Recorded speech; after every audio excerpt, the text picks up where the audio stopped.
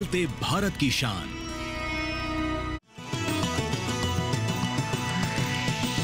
DD किसान, बदलते भारत की शान।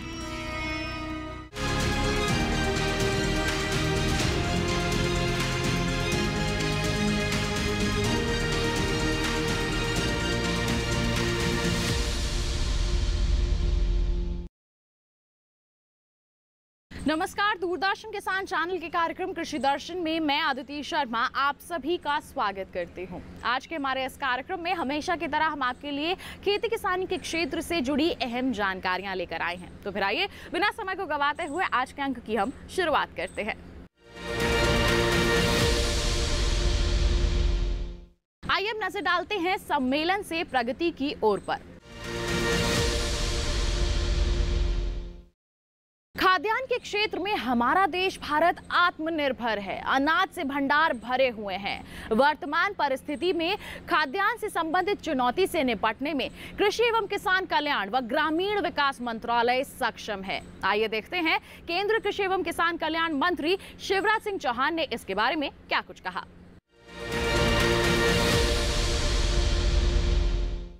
लाल बहादुर शास्त्री जी ने कभी नारा दिया था, जय जवान जय किसान। अटल जी ने जोड़ा जय विज्ञान और मोदी जी ने कहा जय अनुसंधान। तो जवान भी तैयार है, किसान भी तैयार है, वैज्ञानिक भी तैयार है और उनका रिसर्च और अनुसंधान भी काम आएगा। हमारे पास अन्न के भंडार इस समय भरे हुए हैं। 24-25 में 23-24 में कुल खाद्यान्न का जो उत्पादन देश में हुआ था 3,322.98 लाख मीट्रिक टन। इस बार हमारे किसानों ने उसको पहुंचा दिया है 3,474.42 लाख मीट्रिक टन। चावल की कोई कमी नहीं है। 1,378.25 के मुकाबले इस साल 1,464.02 लाख मीट्रिक टन चावल का उत्पादन हुआ है। गेहूं पिछले साल था 1132 लाख मीट्रिक टन। इस बार 1154 लाख मीट्रिक टन। ये तो अनुमान है, लेकिन इसमें और बढ़ोतरी की संभावना है। विपरीत मौसम में भी किसान को भी बधाई, हमारे वैज्ञानिकों को भी बधाई। बढ़ते हुए तापमान में भी उत्पादन बढ़ाया है हमने। गेहूं चावल दोनों का उत्पादन 4 से 5% एक साल में बढ़ा है। दालों का उत्पादन भी भरपूर हुआ है। 242 लाख मीट्रिक टन से बढ़ के 250.97 लाख मीट्रिक टन। कुल तिलहन भी 296.69 लाख मीट्रिक टन से 428.98 लाख मीट्रिक टन। और फल सब्जी की भी चिंता नहीं है। कुल बागवानी फसलों का उत्पादन भी पिछले साल के 3,547 लाख मीट्रिक टन के मुकाबले 3,621 लाख मीट्रिक टन। आलू पिछले साल 570 लाख मीट्रिक टन था, इस बार 595 लाख मीट्रिक टन। प्याज 242 लाख मीट्रिक टन था, इस बार 288 लाख मीट्रिक टन। तो आलू हो, प्याज हो, सब्जियां हो, टमाटर भी 213 से 215 लाख मीट्रिक टन। और अभी खरीद की अगर आप बात करें, बफर जो स्टॉक हम रखते हैं, तो अगर आप देखेंगे धान की खरीद, ये पिछले 8 मई तक के आंकड़े हैं। हमारे पास 539.88 लाख मीट्रिक टन धान खरीदी जा चुकी है। भंडार भरे। और गेहूं भी अब तक, गेहूं की खरीद जारी है, लेकिन अब तक हम 267.02 लाख मीट्रिक टन किसानों से खरीदा जा चुका है और खरीद जारी है। तो गेहूं के भंडार भी भरे, चावल के भंडार भी भरे, दालों का बफर स्टॉक हमारे पास है। किसी चीज़ की कोई कमी नहीं है और अगली फसल के लिए किसान तैयार है। कल ही खरीफ कॉन्फ्रेंस हुई और हमने खरीफ की फसलों में कैसे उत्पादन बढ़े, इसके लिए किसान के साथ वैज्ञानिक मैदान पर निकलेंगे। कृषि विभाग का ये संकल्प है कि हमारी जनता को इन परिस्थितियों में खाद्यान्न की कोई कमी ना आए, खाद्य सुरक्षा सुनिश्चित की है। केवल एक चीज़, जो बॉर्डर के इलाके हैं वहाँ से हमारे किसानों को इन परिस्थितियों में गांव कई बार खाली कराते हैं, तो हमने उन इलाकों में कौन सी फसल बोई जाती है खरीफ के सीजन में, उसका भी आकलन हम कर रहे हैं, ताकि उनके पर्याप्त बीज और प्लांटिंग मटेरियल भी हम तैयार रखें। अगर थोड़ी बहुत लेट भी बोनी होती है तो उनको किस तरह की चीज़ों की आवश्यकता होगी, उसकी चिंता भी करेंगे। हम जम्मू कश्मीर और पंजाब जैसे राज्यों से हमारे अधिकारी बात करेंगे, मुख्यमंत्रियों से भी चर्चा करके उनको कैसे बीजों की इन परिस्थिति में ज़रूरत है उसका भी इंतजाम करके रखेंगे। ग्रामीण विकास विभाग ने भी तय किया है कि ऐसी परिस्थितियों में अगर कहीं से हमारे भाई बहन आते हैं तो उनको तत्काल रोजगार की व्यवस्था कर दी जाए। प्रधानमंत्री जी के नेतृत्व में हमारा देश हर दिशा में आगे बढ़ रहा है और देश तैयार है। कृषि विभाग और ग्रामीण विकास विभाग भी तैयार है। जवान से सीमा पर किसान खेत में, और कृषि विभाग भी यहाँ से कोई कसर नहीं छोड़ेगा। कृषि विभाग के सभी अधिकारियों ने कहा है, कर्मचारियों ने कहा कि हम तो खून देने के लिए भी तैयार हैं। तो 14 तारीख को ब्लड डोनेशन का भी काम कृषि मंत्रालय के हमारे अधिकारी कर्मचारी करेंगे।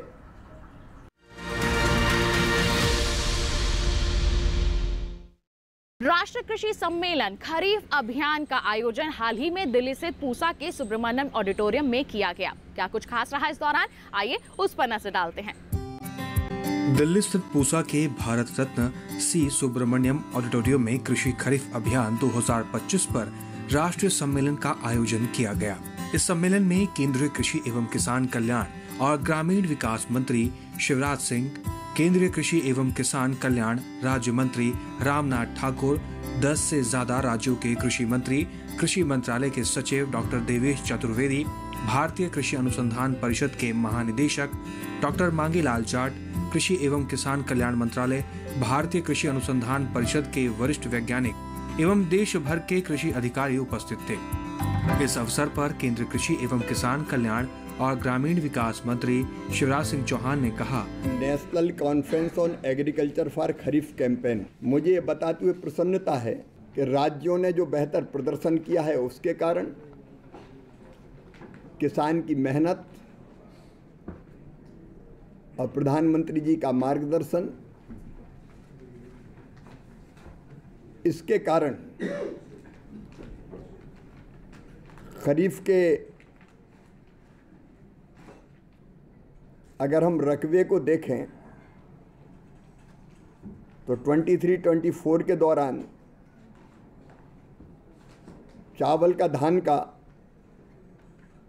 क्षेत्रफल था 40.73 मिलियन हेक्टर, जो 24-25 में बढ़ के 43.42 मिलियन हेक्टर हो गया। उत्पादन भी धान का 23-24 में था 113.26 मिलियन टन,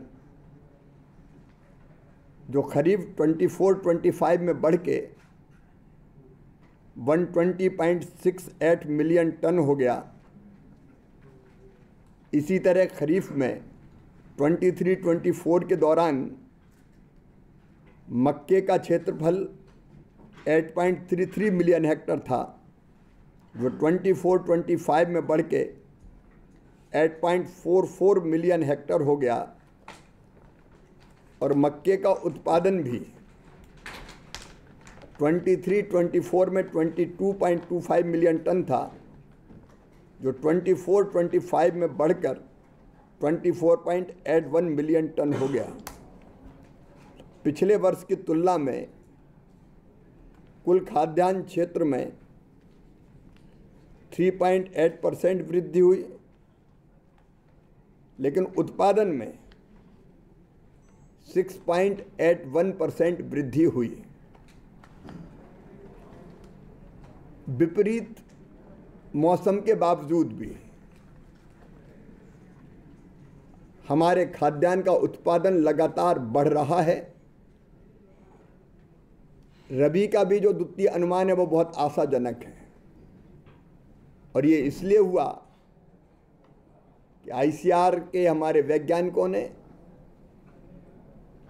कई नई जलवायु अनुकूल किस्में बनाकर रिलीज की है। राज्यों ने भी बहुत बेहतर ढंग से खेती में उत्पादन बढ़ाने का प्रयास किया है। सभी राज्यों ने, मैं सभी राज्यों को बधाई देता हूं और हमारे किसानों की मेहनत को प्रणाम करता हूं। आगे आने वाले खरीफ के मौसम में हम नई किस्मों के बीज ठीक ढंग से किसानों के पास पहुंचा पाएं। हमने व्यापक पैमाने पर अच्छे बीज के बारे में चर्चा की है। एक विसंगति है कि लैब में हमारे साइंटिस्ट शोध करते हैं और खेत में किसान काम करता है, लेकिन लैब टू लैंड वैज्ञानिक और किसान साथ मिलकर काम करें, इसकी बड़ी आवश्यकता है। मुझे कहते हुए प्रसन्नता है, हमारे पास ICAR के कृषि विज्ञान केंद्र के, एग्रीकल्चर यूनिवर्सिटीज के कुल मिला के 16,000 साइंटिस्ट हैं। अब हमारे पास साइंटिस्ट हैं जो रिसर्च करते हैं, शोध करते हैं, लेकिन ये रिसर्च किसानों तक ठीक ढंग से पहुंचे, इसकी प्रभावी व्यवस्था में कमी है। और इसलिए इस बार तय किया है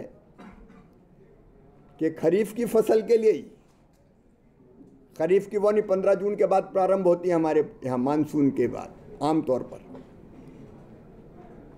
हमारे ये सारे वैज्ञानिक, इनकी 4 वैज्ञानिकों की एक टीम बनाएंगे। इनके साथ राज्य के कृषि विभाग का अमला जुड़ेगा, केंद्र सरकार के कृषि विभाग के साथी भी जुड़ेंगे, प्रगतिशील किसान जुड़ेंगे, और ये 15 दिन के लिए खरीफ की फसल में उत्पादन कैसे बढ़े, अच्छा बीज, बेस्ट प्रैक्टिस उनको कैसे लागू करें, इसके बारे में किसानों से संवाद करेंगे। एक दिन में 3 स्थानों पर एक टीम जाएगी और किसानों से सार्थक संवाद करेगी, जिसमें अच्छे बीज के बारे में, कृषि पद्धतियों के बारे में, जलवायु के अनुकूल कौन सी किस्म बोनी चाहिए, कौन सी फसल लेनी चाहिए, इन सब के बारे में विस्तार से चर्चा करके किसानों को ये दिशा देने का काम करेंगे और किसान मेहनत करके खरीफ के उत्पादन को और बढ़ाने में सफल होंगे। इस अवसर पर केंद्रीय कृषि एवं किसान कल्याण राज्य मंत्री रामनाथ ठाकुर ने कहा, आपके बीच में 2 बातें रखना चाहता। एक, बीज के बारे में मैं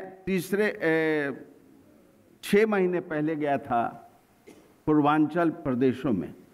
हम लोगों को एक रात बितानी पड़ती है, वहाँ की कृषि के बारे में जानना पड़ता है और वहाँ क्या क्या होते हैं वो बताते हैं लोग। मैं जिज्ञासावश उनसे पूछा कि जो आप बीज दे रहे हैं, मिर्चा का बीज, वो हम लोगों के यहाँ बिहार में ये फलेगा कि नहीं? कहा कि निश्चित रूप से फले। मैं उनसे मांगा, उन्होंने दिया और पेड़ लाया था मैं इतना बड़ा,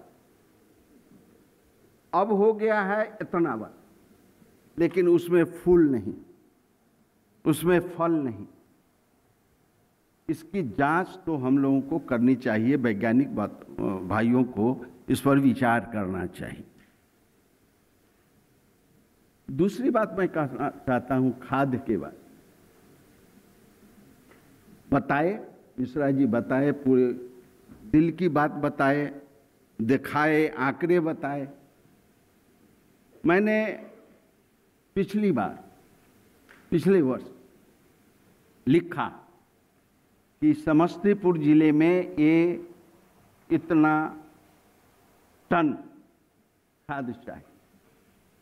उन्होंने कहा कि ठीक है, लेकिन वो रैक पॉइंट से जो गया ट्रेन से, वो दूसरे जगह, वहां समस्तीपुर गया जरूर, लेकिन वो रैक चला गया दरभंगा।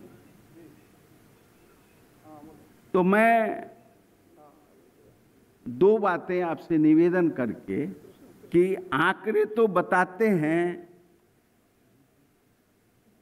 दिखाते हैं, लेकिन शिकायत तो हम लोग जिस विभाग में हैं, अगर वहीं शिकायत हो जाए तो एक परेशानी की बात है। इस पर कोई शिकायत के लहजे में नहीं कह रहा हूं, लेकिन आगे इसका ध्यान रखे। बीज और खाद, शुद्ध खाद और शुद्ध बीज। इस अवसर पर कृषि एवं किसान कल्याण मंत्रालय के सचिव डॉक्टर देवेश चतुर्वेदी ने कहा, खरीफ का अगर क्रॉप का एरिया देखें तो लगभग 70 मिलियन हेक्टेयर है। अगर हम केवल फूड ग्रेन्स की बात करें, जिसमें से 40 जो है वो पैडी का है या धान का है, बाकी कोर्स सीरियल्स जिसमें मिलेट्स और मेज़ है वो 18 है, अन्न भी इसमें इंक्लूडेड है, और बाकी जो हमारे पल्सेस का एरिया है और ऑयल सीड्स का एरिया है। ऑयल सीड्स में हम करीब 19 मिलियन हेक्टेयर रहते हैं, और शुगर केन का कुछ एरिया है, और कॉटन का है। हम जानते हैं कि हमारे देश में लगभग एग्रीकल्चर एरिया 140 मिलियन हेक्टेयर है, और हम करीब करीब 213 मिलियन हेक्टेयर खेती करते हैं, खरीफ, रबी और समर को मिला के। और इस प्रकार हमारी फसल सघनता है वो करीब करीब 1.53-1.54 है। हमारा सबसे पहला लक्ष्य होता है कि हम उसको 2 तक ले जाएं, कम से कम 2 तक ले जाएं। और इसके लिए आवश्यक है कि जो हमारा खरीफ का जो क्षेत्रफल है, इसको हम एरिया एक्सपेंशन करें। जहाँ जहाँ रेनफेड है, मॉनसून का, आज हमारे मेट्रोलॉजिकल डिपार्टमेंट से मौसम विभाग के लोग आए हैं, वो बताएंगे कि मॉनसून बड़ी ठीक रहेगी, अच्छी रहेगी, सामान्य रहेगी। सामान्य रहते हुए भी थोड़ा बहुत रीजनल इम्बैलेंस हो सकता है, लेकिन ओवरऑल एक सामान्य मॉनसून की उन्होंने भविष्यवाणी की है।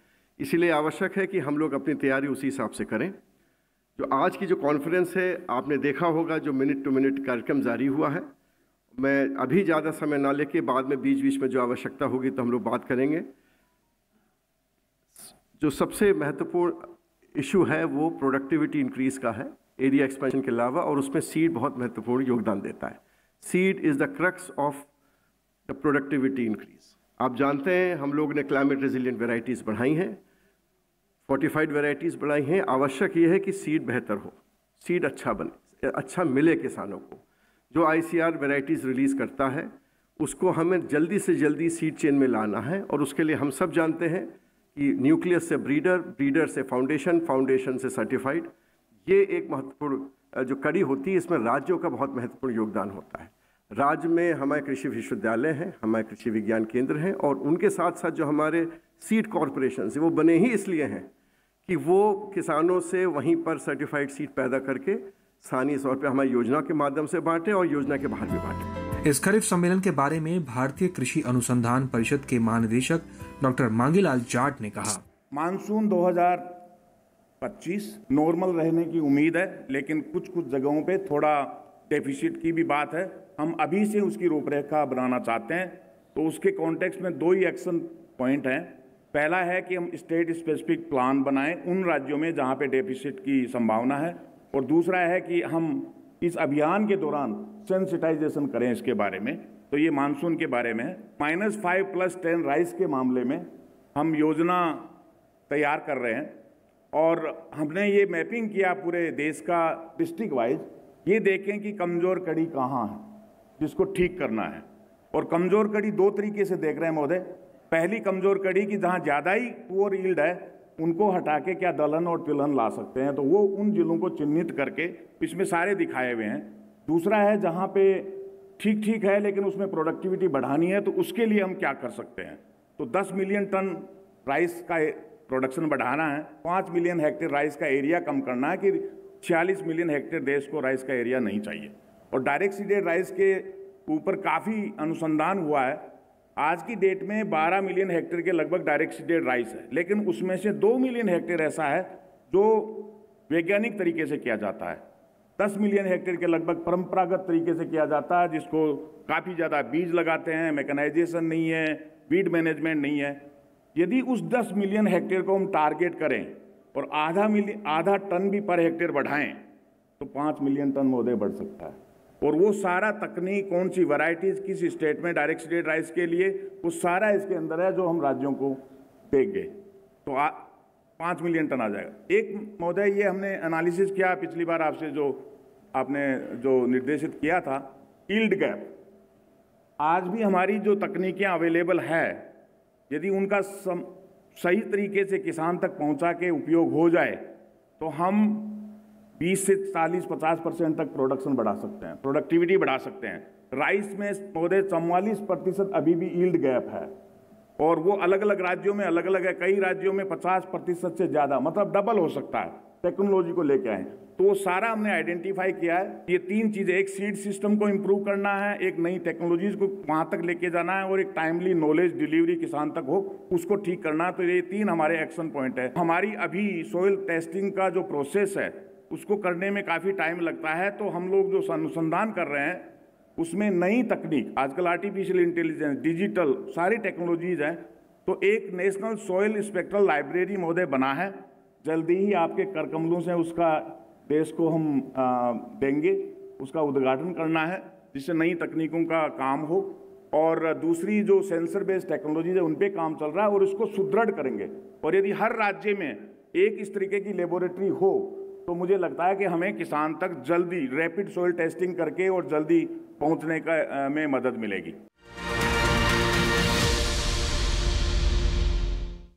किसान भाइयों बहनों, कार्यक्रम में फिलहाल वक्त हो चला है एक छोटे से ब्रेक का।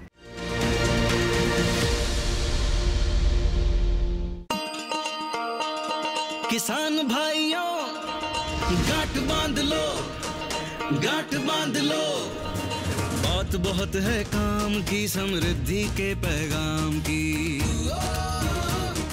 मिट्टी के मिजाज को समझो, मिट्टी के हर राज को समझो, मिट्टी की तुम जांच कराओ, मुफ्त सॉइल हेल्थ कार्ड ले जाओ।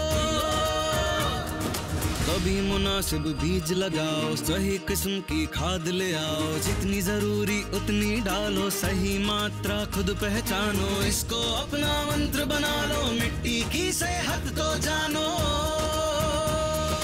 बात बहुत है काम की, कम लागत अधिक वरदान की। किसान भाइयों गांठ बांध लो, आज ही मिट्टी की जांच कराएं। राज्य सरकार के कृषि अधिकारी से संपर्क करें और मुफ्त में सॉइल हेल्थ कार्ड पाएं। कृषि और किसान कल्याण मंत्रालय द्वारा किसान हित में जारी। ब्रेक के बाद दूरदर्शन किसान चैनल के कार्यक्रम कृषि दर्शन में आप सभी का फिर से स्वागत है। आइए कार्यक्रम को आगे बढ़ाते हैं। अब कार्यक्रम में नजर डालते हैं सेगमेंट फार्मिंग इंडिया पर।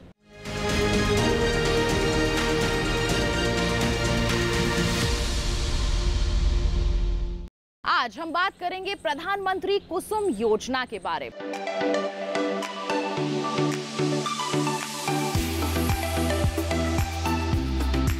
सरकार ने फरवरी 2019 में प्रधानमंत्री किसान ऊर्जा सुरक्षा एवं उत्थान महाअभियान पीएम कुसुम योजना शुरू करने की मंजूरी दी थी।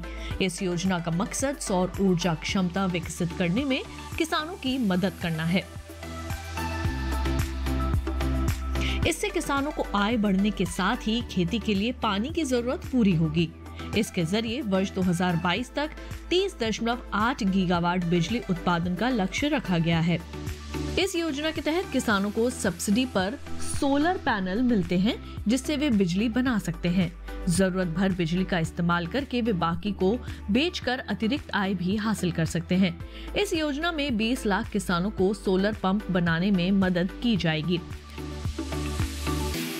15 लाख किसानों को ग्रिड से जुड़े सोलर पंप लगाने के लिए धन मुहैया कराया जाएगा। इस योजना पर सरकार ने 34,422 करोड़ रुपए खर्च करने का ऐलान किया है। पीएम कुसुम योजना के 3 घटक हैं। पहला, विकेंद्रित ग्रिड से जुड़ी 10,000 मेगावाट की क्षमता के सोलर पावर प्लांट स्थापित करना, जिसमें हर प्लांट की क्षमता 2 मेगावाट तक की होगी। दूसरा घटक 20 लाख सौर ऊर्जा चालित कृषि पंपों की स्थापना। 15 लाख किसानों के सिंचाई पंप को सोलर पंप से जोड़ना। इस योजना के जरिए बिजली और डीजल से चलने वाले सिंचाई पंप को सोलर एनर्जी से चलने वाले पंप में बदला जाएगा। सोलर पैनल से मिलने वाली बिजली का इस्तेमाल किसान पहले अपने सिंचाई के काम में करेंगे। उसके अलावा जो अतिरिक्त बिजली बचेगी उसे विद्युत बिजली वितरण कंपनी को बेचकर किसान 25 साल तक आमदनी कमा सकते हैं और प्रदूषण भी कम होगा। सोलर पैनल 25 साल तक चलेगा और इसका रखरखाव भी आसान है। इससे किसानों को हर साल 1 एकड़ पर 60,000 रुपए से 1 लाख रुपए तक की आमदनी अगले 25 साल तक हो सकती है। किसानों को अपने में सोलर पैनल स्थापित करने के लिए केवल 10% रकम का भुगतान करना होता है। केंद्र और राज्य सरकार किसानों को बैंक खाते में 60% की सब्सिडी देती है।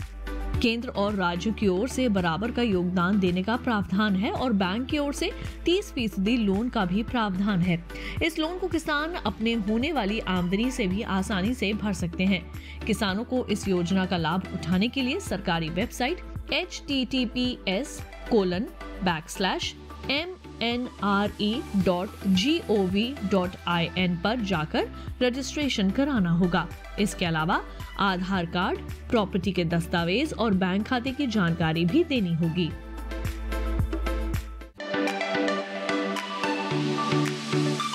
तो ये था हमारा आज का कार्यक्रम कृषि दर्शन। उम्मीद करते हैं आज के कार्यक्रम में दी गई जानकारियां आपके लिए फायदेमंद साबित हुई होंगी। साथ ही आपको बता दें कि आपके पास कोई सवाल है, कोई सुझाव है हमारे कार्यक्रम के लिए, हम तक पहुंचाइए। ईमेल कीजिए हमें। ईमेल आईडी है हमारी krishidarshanddd@gmail.com। आप हमें पत्र भी लिख सकते हैं। पता है हमारा कृषि दर्शन, कमरा नंबर 58, CPC दूरदर्शन, खेलगांव, नई दिल्ली 110049। इसी वादे के साथ कि अगले अंक में हम फिर होंगे हाजिर और लेकर आएंगे कुछ नई जानकारियां। तब तक के लिए हमें दीजिए इजाजत, लेकिन आप बने रहिए दूरदर्शन के साथ पर। नमस्कार।